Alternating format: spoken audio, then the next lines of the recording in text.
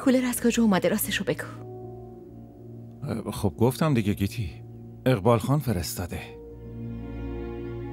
دروغگو. من چرا باید دروغ بگم؟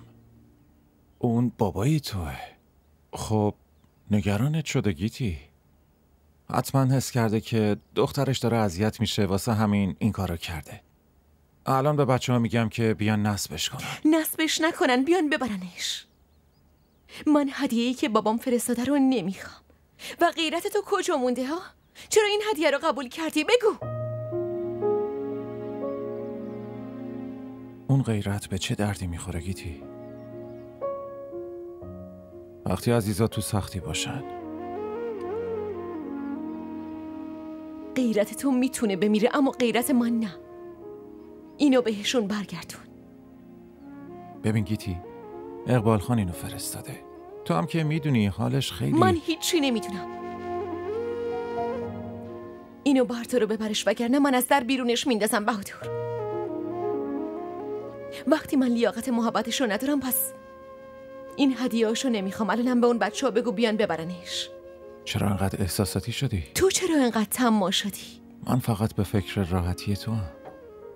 من این راحتی رو نمیخوام که از اون خونه بیاد. تلاش کن اینو بفهمی گیتی. من نمیخوام بفهمم.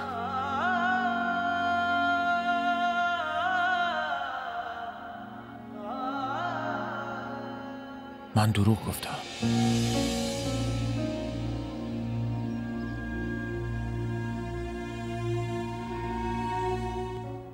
اینو من خریدم. جلوی مادر اسم اقبال خانه آوردم که کمتر بهمون گیر بده. حالا باید اینو نصبش کنیم. اما تو نمیتونی پولشو پرداخت کنی. این مشکل منه، نه مشکل تو.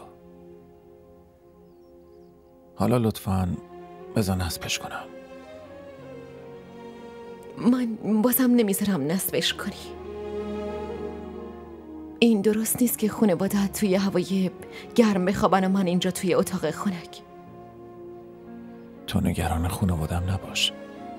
اونا عادت دارن.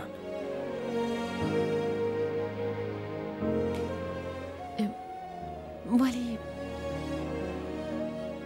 دیگه بحث نکن گیتی. این کولر رو خریدم و نمیتونم برش گردونم. من برم به بچه‌ها بگم بیان نصبش کنن.